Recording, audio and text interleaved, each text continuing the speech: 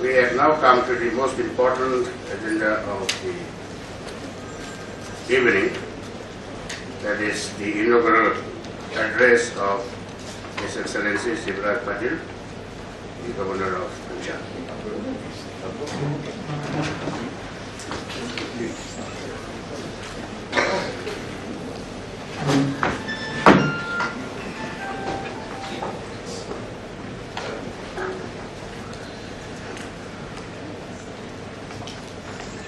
Mr. Shivraj,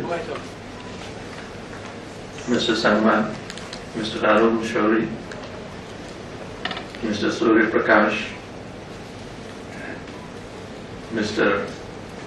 Patil Mehra, Mr. Rajiv Daul, my former colleagues, MPs.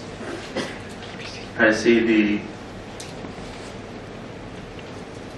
officers who were heading the administrative side of the Lok Sabha here in this meeting, other dignitaries, media friends, ladies and gentlemen. The three speakers who spoke before me have made extempore speeches. They have a lot of liberty to speak and say whatever they want to say. My liberty is limited. And that is why I seek your permission to read out my speech.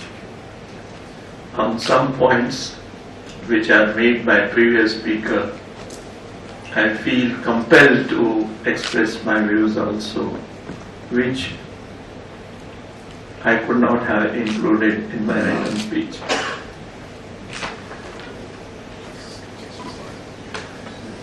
In 90s of last century, I had met Mr. Surya Prakash. He was taking a lot of interest in the activities done by the Parliament and writing about them. When I spoke to him about the departmentally related standing committees, which had not then come into existence, he heard me patiently and asked me some questions and gave some suggestions, and then wrote an article which was published in a reputed newspaper. You know how these standing committees came into existence.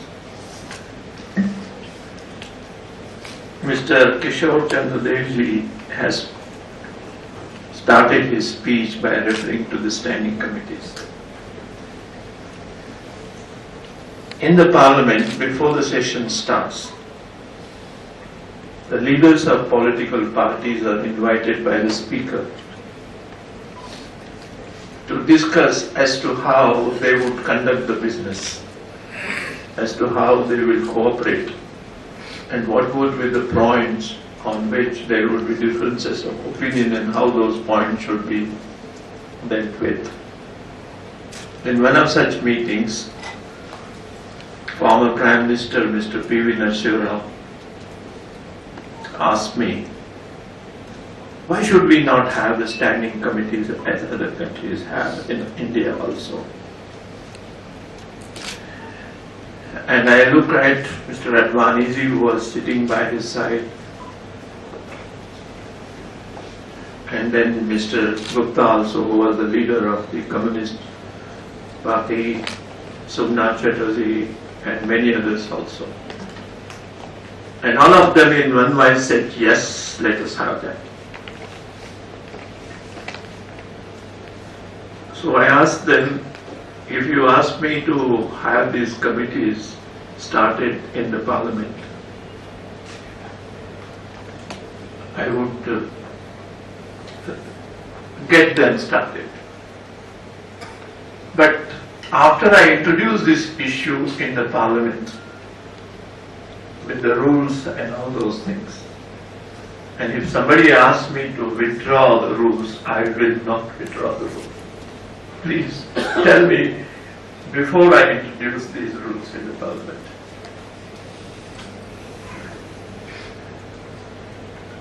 I said, did you discuss this issue in the cabinet? So he said, why do you worry about my ministers? I will see that they cooperate with you. But when I introduced these rules in the Parliament, there were objections taken by some of the members of the Council of Ministers and some sitting MPs and some ex-MPs also. One of them was most respected MP, Mr. Madhulime, and I could not have brushed aside the objections which were taken by him.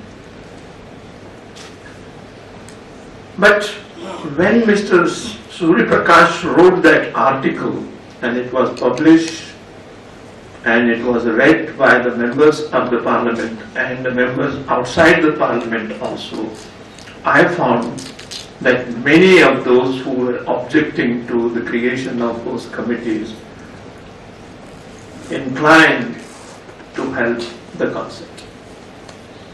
Madhulime also changed his mind. And my duty was to invite them to come to the Parliament, offer them a cup of tea and hear what they had to say and try to explain how these committees will be useful. And ultimately these committees came into existence, and now I think the committees are working. I do think that these committees are very useful.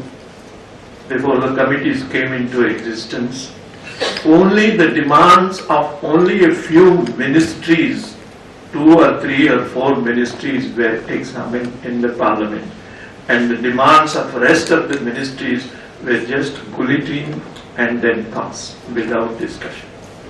But with these committees in existence, all the demands of all the ministries are examined by these committees, and then all the bills which are introduced in the Parliament are also examined by the ministries. Bills are not only the bills made by the members of the executive, but the members of legislature also, because when the bills introduced in the Parliament go to the committees, committees discuss the bills and suggest the amendments, and those amendments are considered by the cabinet, and the cabinet accepts them or refuses to accept them, and when they are accepted they become part of the bill, and ultimately they are discussed and accepted. So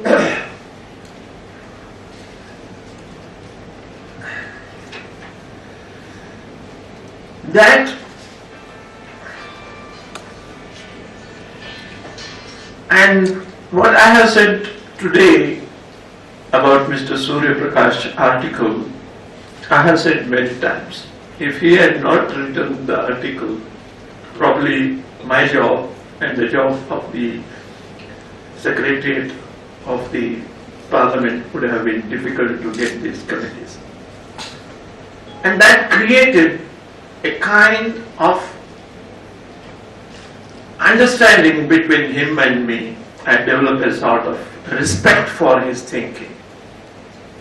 And since then, we have been friends. And since then, I have been telling him certain things, and I have been hearing certain things from him and exchanging quills.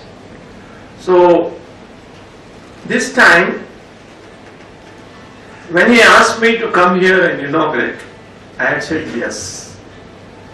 But when I read the book, I came to the conclusion that book is going to be controversial also. Some members are going to say that let us have this thing, and some members are going to say no, it is not necessary, scrap it. And some members are likely to say that let us not scrap them, but certain conditions should be laid down, and those conditions should be strictly, scrupulously followed, and then this bill will be then this scheme should be implemented. So I informed him, well, probably you will excuse me if I don't attend. He said, no, you shall have to come. And then I said, okay, I will take the risk and come. And I did come here. You know, this book is written after examining many very important aspects relating to this topic. He has read the rules which were made and the rules which were amended very carefully and developed his opinion and expressed his opinion in this book. He has read all the reports which were given by the standing committee created for this purpose. He has read the reports given by the special committees. Mr. Bansal's committee, I was told, was created to look into the cash for question issue, and this was not created for this thing. This committee of Mr. Dev was created for this, and it looked into it. He has read that also. Then he has read what the government was saying and doing, and what the Parliament was saying and doing. And having studied those things very carefully, he has come to certain conclusions which are of very, very respectable nature. And I think those conclusions should be accepted by us. This scheme was challenged in Supreme Court, and 5 judges considered the issue of this scheme being ultra vires of the Constitution or intra vires of the Constitution. And they came to the conclusion, and in my opinion, very rightly, it is intra vires of the Constitution. To find out whether it is intra vires of the Constitution or ultra vires of the Constitution, they have referred to the directive principles of the state policy. And they have said that the directive principles of the state policy have to be followed by the government, the executive. And if it is specifically mentioned that the rural area should be developed, the people should be helped, drinking water should be provided, employment should be provided, distribution of the property has to be done in such a manner that the equality should be tried to be established to the extent possible. Now all these things are examined, and then they came to the conclusion, in my opinion very rightly, that it is not affected by the principle of ultra vires of the Constitution. It is correct. The second most important thing which was discussed in the Supreme Court was related to the separation of powers.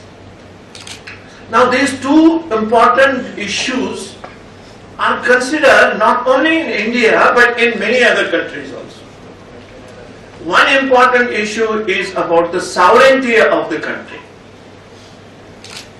or sovereignty of the people, or the sovereignty of the Constitution, or the sovereignty of the legislature, parliament, or sovereignty of any other body power.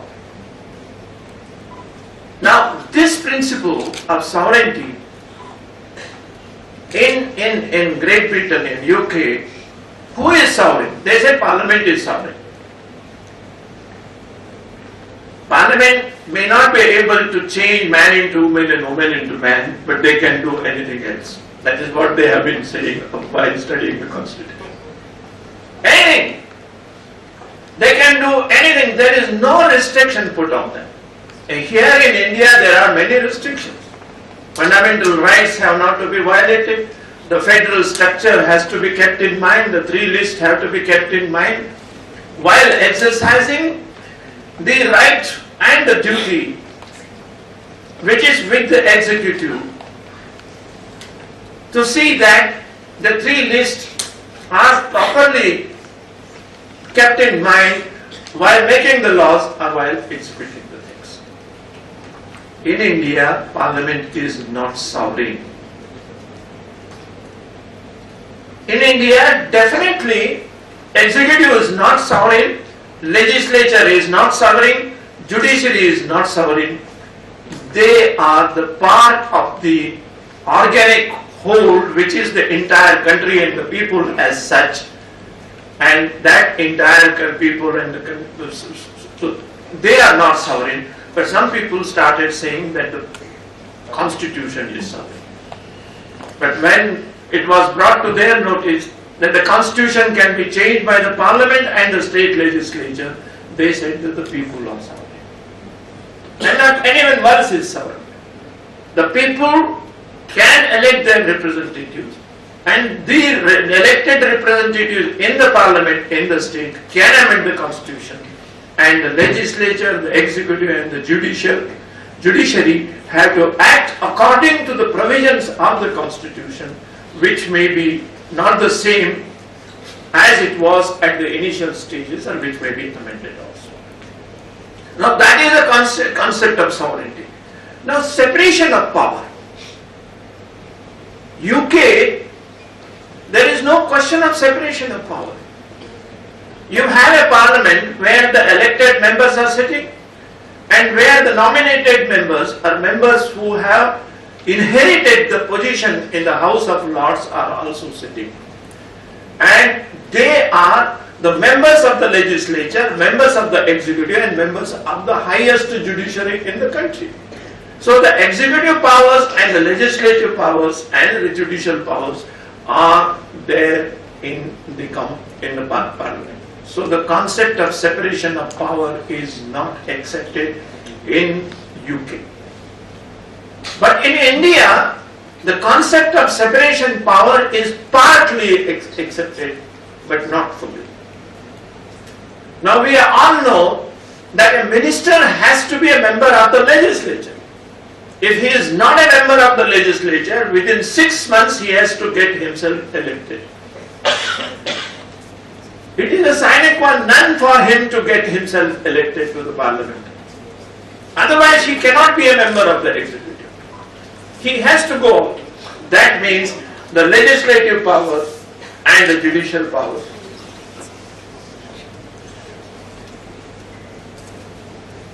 Welcome. Thank you, sir. Please go ahead.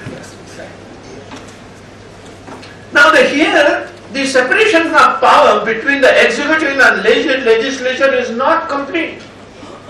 The members of the executive are members of the legislature. Let us not misunderstand this point.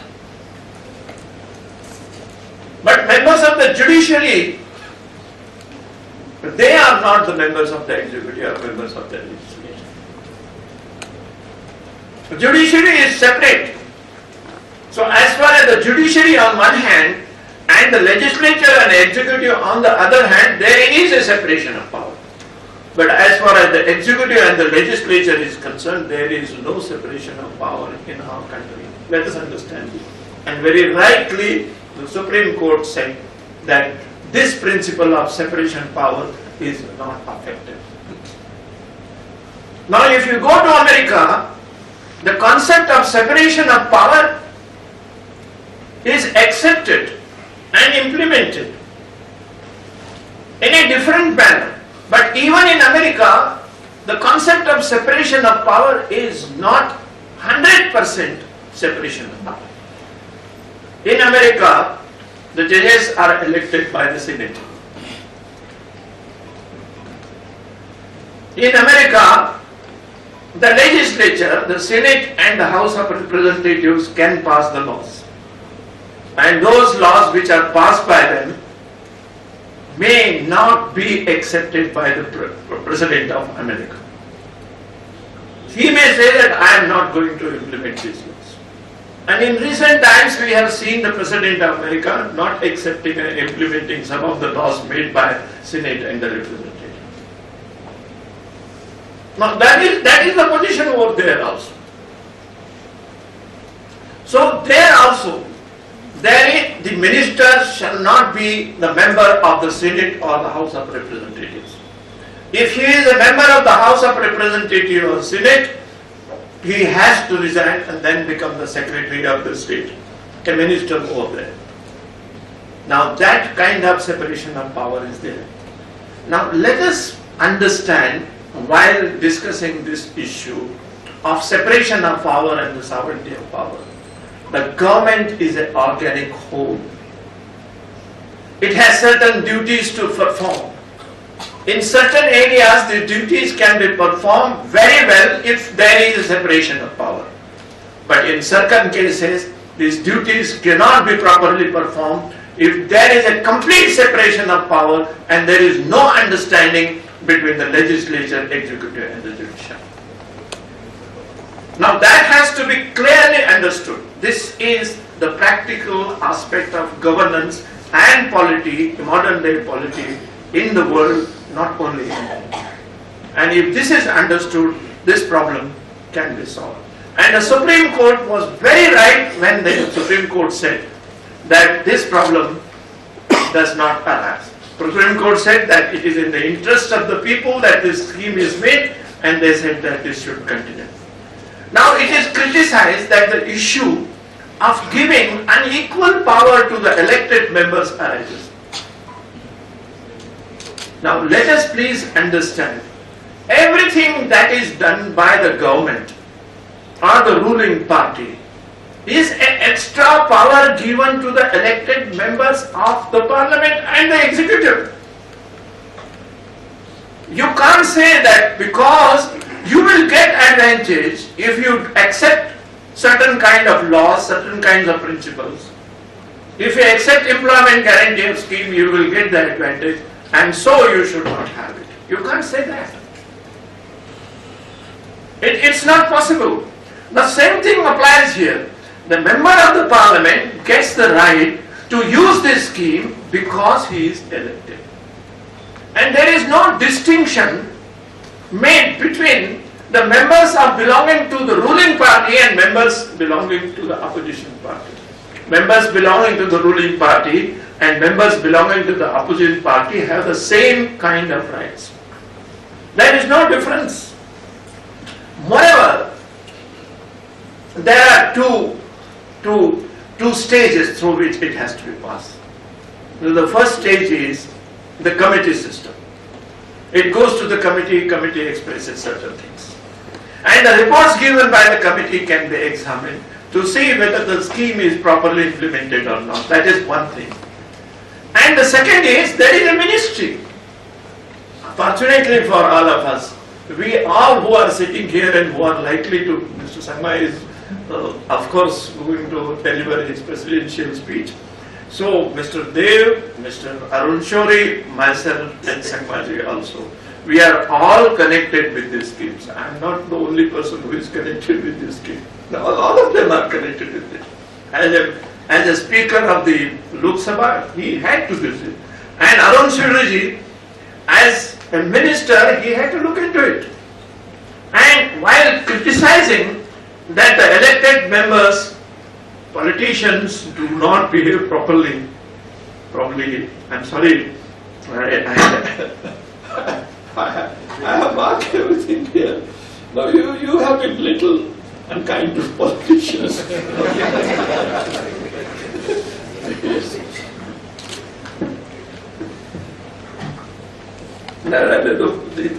The first two lines, you are saying that the politicians are not behaving properly.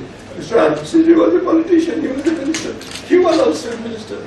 If some MP suggested certain things, they did not accept. Many of the things which were suggested to be done were not accepted by your ministry, your good self. And the report says that. So, if you say that all politicians are bad, well, that would be a little hard. All politicians are not good, all politicians are not bad also. There are good politicians and bad politicians also. Probably good politicians are more in number and bad politicians are less in number. And yet what good you do will be forgotten. It will be interned with your votes. And what you do, which is not correct, will be remembered and publicized. And so it gets a bad. In the process, the system itself gets demoralized. And if it gets demoralized to beyond an extent, and if the democracy becomes defunct, not effective, then what is the alternative system you will have? I have been asking. If you think that this is everything that is happening is bad, that is not correct. Everything that is happening may not be correct, but everything that is happening is not bad also. There are many, many good things which are done by this party, A party or B party or C party. B party is sitting on the opposition or party will criticize A party, or A party is sitting in opposition will criticize the party. But if you criticize the system also in such a fashion, Narayan were asking for dictatorship? No, They no. pleaded for constitutional no, reform. yes, this is exactly what I am saying. This is exactly what I am saying. I am not saying that they were asking it, but I am saying that if you criticize continuously like this, the result will be that they will develop antipathy towards this democracy, and then you will survive. No, let us not enter into argument. You are sitting there and talking here. Now, the point I am trying to make is that there are good points and there are bad points. Let us try to avoid do not avoid good points, and let us have it there. So this is what has been done. Now, if you create antipathy towards the society, you will suffer. Now, your book, Mr. Surya Prakash, has said that this was examined by independent bodies. And you have said in your book what the independent bodies have said. The independent bodies have said that this system has worked well, and they have said there are good points and bad points, but the number of good points is more than number of bad points. These are the independent bodies. This is not the Supreme Court or the executive report given by the ministry, but this is the report given by the independent bodies. Now that report also says that good points are more than the bad points. Now if good points are more than the bad points, then should we continue it on? Should we not take the steps to see that the defects which are existing and which are causing weakness to this body, they should be accepted? Now can you you say that there are some defects. Well, there are defects. I am of the same view as you have come to, and there are certain defects. But there is one point which I would like to make. I don't know how many people will agree with me and how many people are not agree with me. Now that one point is, you suggest the reforms which have to be introduced, and you strengthen the good points which are there. But you also have been very, very careful in your statement.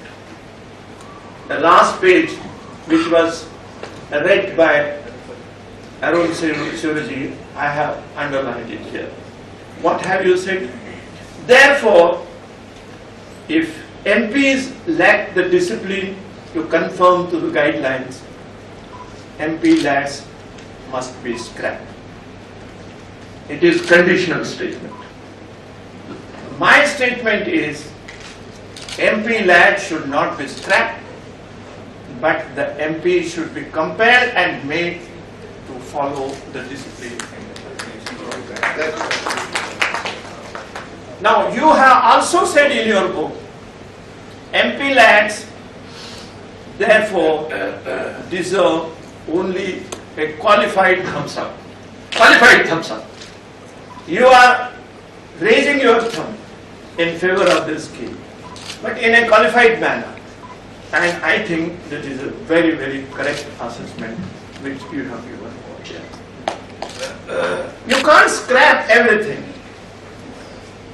Now, if standing committees are there and some reports of the standing committees are not acceptable to us, or they are suffering from defects, are you going to scrap the standing committees? If sometimes the parliament is not working as it should work, are you going to say that let us not have the parliament? We can't have that kind of attitude over here. And that is why this has to be kept in mind. Now, how this came into existence? Let me tell you. I was sitting in the chair of the presiding officer in the Lok Sabha when the committee system came into existence. You were also there. And this also came into existence. Let me tell you, my dear friend Mr. Ram Naik, with whom I had the opportunity of working in the Maharashtra Legislative Assembly, every time he got up and said that if the Corporation of Bombay has this kind of scheme, if Maharashtra has this kind of scheme, why not the Parliament? Every time. And as a good friend of mine, I was requesting him to come to my chamber, offer him a cup of tea and said, बाबा ये मत करो, काफी बदनामी हो रही है अपने लोगों की, इसमें और उसमें जब जोड़ना नहीं चाहिए. Now he used to say the same thing, बदनामी हो रही है तो defect दूर करो.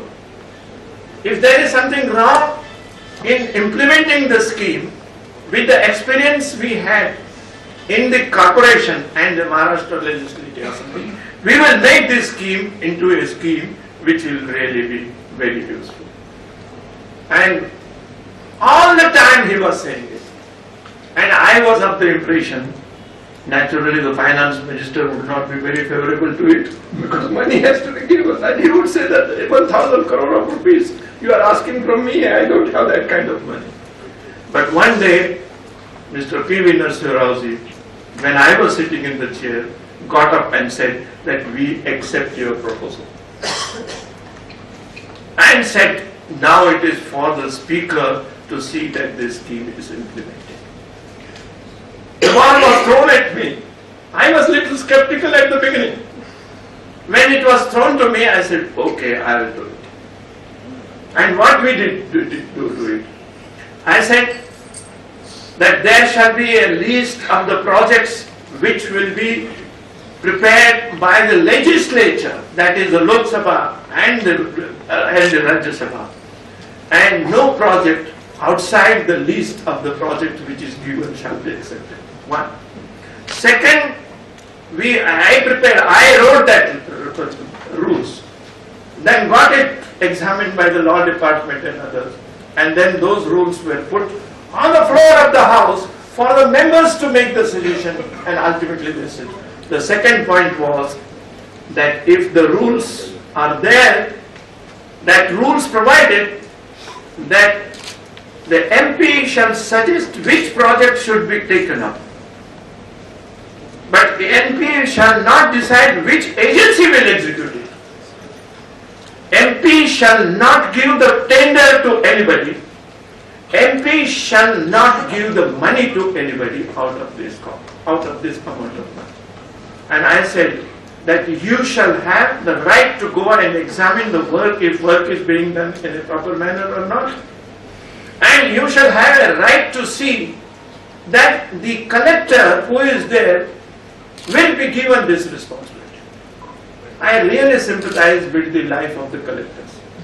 Everything, new thing coming up is given to the collectors. And they have not only this thing but many other things also to do. But there is one more thing which we have to see, that everything is not done by them. They make the policies as we, the ministers, make the policies. And they ask their subordinates to look into it, examine them. Everywhere the collector is not expected to go. His deputy collector will go, his officers will go, he will see and give the report. If there is something wrong in the report given by his subordinates, he goes and examines them and then he makes the correction. We did it particularly, but later on, as you have very rightly suggested in this, and as very rightly Arun Choraji has said, that the rules have been changed. Rules have been changed to see that the funds are utilized in the private property. Rules have been changed to see that more amount of money is utilized. This is the scheme meant to see that small projects are taken up and not big projects. Just small projects are taken up. If big project is there, then it is the Gram Panchayat which should do it, or the Panchayat Samiti which should do it, or the Jilla Parishad it should do it. Or if there is a very, very big problem, it is the state government. And if it is very big problem, then it shall be taken up with the consent of the government of India. Now this is a scheme of administration we have over here. Now if this is the scheme of administration, we can understand it. But the most important and relevant point which you have made in this book is this.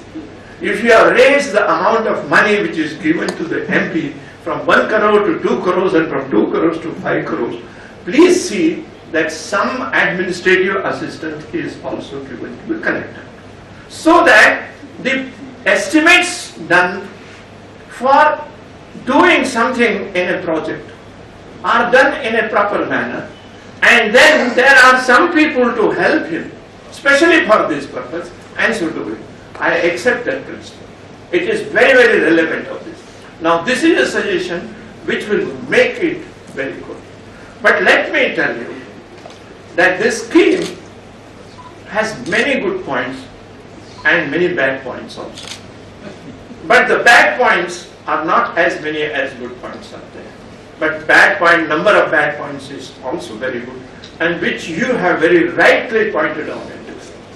So what you have said in your book is going to help the policymakers, those who have to change the rules. Now the rules are not changed only by one MP. Rules have to be changed by the speaker. Rules have to be amended by the speaker at the instance of the government, or at the instance of the committees, or at the instance of the MPs. And having amended the rules, they have to be presented to the Lok Sabha and to the Rajya Sabha. And if the Lok Sabha and Rajya Sabha for a particular number of days do not object to what is suggested to them, they turn into the rules which are implemented. Now that is the procedure which is followed. So ultimately, rule is not made by one or two MPs, it is made by all people. And they have tried to be a little more favorable to the suggestions given by them. There is no doubt about it. Probably everybody, the ministers, the committees, and the speakers, all of us, have been very, very favorable to MP's suggestions, because we did not want to hurt them also. Now I am going to tell you a story what happened to me myself. I was sitting in the house, and one MP from Madhya Pradesh came to me and said, "You must give me the time to speak today." I said, "Okay, I'll give you the time. But let me know on what topic you are going to speak." He said, "I have a village in my constituency where for so many months drinking water is not available. And I have not been able to do anything. And you should allow me to speak on this topic in the parliament." And as a person who is blamed many times for sticking to the rules and for sticking to the laws, and they said that I said, "You can't raise this issue in the parliament. This is an issue which should have been taken to the Gram Panchayat. They could have done something for me. If the Gram Panchayat was not able to do it, you should have taken it to the Panchayat Samiti. They could have done something. If Panchayat Samiti was not able to do it, then you could have taken it to the Jilla Parishad. And if Jilla Parishad was not able to do it, you could have taken it to the minister himself, rural development minister. Now, if you want to raise this issue in the parliament, you can say that there are many villages in the country which do not have the facility of providing drinking water to the people, and this issue is so big that the government of India should provide funds, should have a plan and see that that is done. Now if you want to raise that issue in that fashion, it is all right, but if you are going to raise that issue about a particular village, I am sorry, time cannot be given. You know what he told me? If you can't give me the time for 5 minutes to speak, I will not allow your house to work for 2 hours.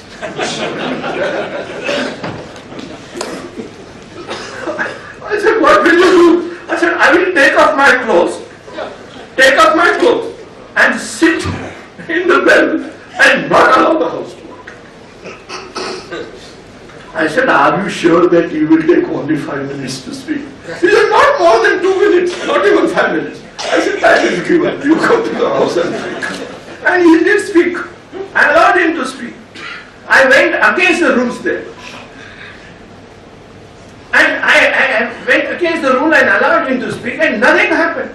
Nothing could have happened. Now this is what happened to me in the house. Now if MP lad scheme were there, as was rightly said by one of the previous speakers, that money could have been given to the village to have a tube well and supply water. Now, how can we neglect to understand this kind of difficulty faced by the people in the rural area? And one of the biggest things, I don't know whether I should say that story to you or not, but I think that there is nothing wrong if I explain it to you. There was one lady, Mrs. Gupta. She was the ex-member of the parliament. An old lady. When I came to the parliament, now I was introduced to her, and she treated me as if I was one of her family members, like a son or somebody related. And she used to tell me many experiences of her life. And she was from Kashmir. She knew Pandit Nehru's family. And she said, in one of Pandit Nehru's elections, I went to his constituency in a village and asked the people, are you going to vote for Mr. Pandit Jawaharlal Nehru or not?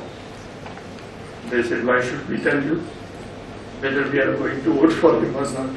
We are not expected to say.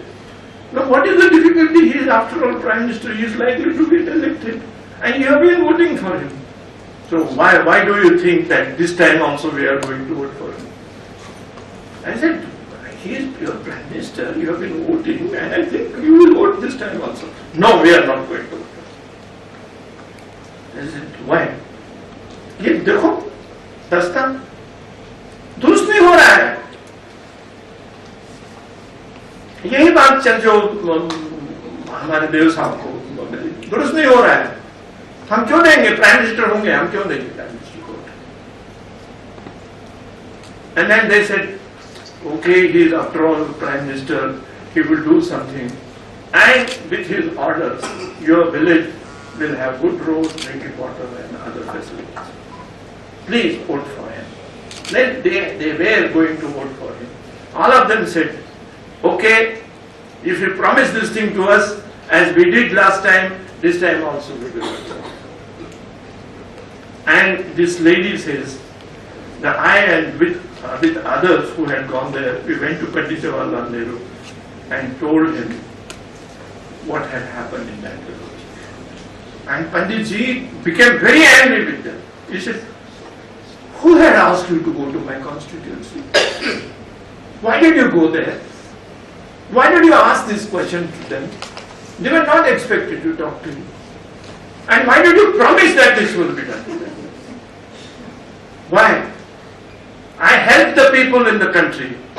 I don't help the people only in my constituency. Everything will be done in all the constituencies. And along with that, this will be done. I can't do it for one village in my constituency. And you go and tell them that don't vote for Pandit Jawaharlal Nehru. He is not promising to do it for you. Go and tell him. Tell him that everything will be done in other villages and last of all, your village will get this facility. This was Pandit Jawaharlal Nehru saying. He said, I was giving money to the state governments, to the Jilla Parishad and Panchayat Samiti, to the money to be given through the state governments, and they were expected to do it. I, as a Prime Minister or a Minister, could not have spent the money. Now, if you adopt means which are not 100% correct, you can do something. But he was not a person to do it. And it was because of that the country remained united. Every person living in every part of the country felt that there is somebody who will take care of us, and not of the people only in his constituency. So it was not only for the constituency this is done. It is not only for this was done. But this was done. Now here the MP lag helps the Prime Minister's also. After that, no Prime Minister could have faced this kind of difficulty, and no Minister could have faced this kind of difficulty. When I was there, as a Minister and as a Speaker, I used to go and they used to ask for the money. I never gave the money to those people who asked for the money. I selected the jobs which, according to my understanding, were to be done. And I gave the funds. Most of my funds I gave for the hostels, for the girls, run the schools and the colleges run by the private institution and the government institutions for the hostel. I did not give the money for road construction because supervising road construction was difficult. Supervising a house was not difficult. Some practical things have to be done in this respect. But in my opinion, this scheme may be suffering with some defects, and yet this is not a scheme which should be scrapped. What we have to do is to see that all of us who are the members of the legislatures, now it is not only the parliament which is giving this kind of facility, most of the states are also giving this facility, and Pakistan also is giving this, Sri Lanka is also giving this kind of specialty, and that is why we should not just say things against the scheme in such a manner that it gets scrapped. Our effort should be to see that this scheme is implemented in a proper manner, and the collector is given the authority to suggest to the minister, to the MP, that he will not accept this project unless it finds a place in the list of the work which is given. And moreover, this is a scheme which is not available only to the members of the ruling party, but members of all the parties. And this is not a scheme which can be utilized for anything else than to help the people. Now, if you help the people in a wrong manner, well, you have to be blamed. And there are many areas in which this happens. And in there also we shall have to correct the things. You don't have to scrap the things, but you have to correct the things. I do think that this is also something which should not be scrapped, but it should be properly implemented, probably more carefully and more scrupulously. The rules should be followed and implemented. Thank you very much.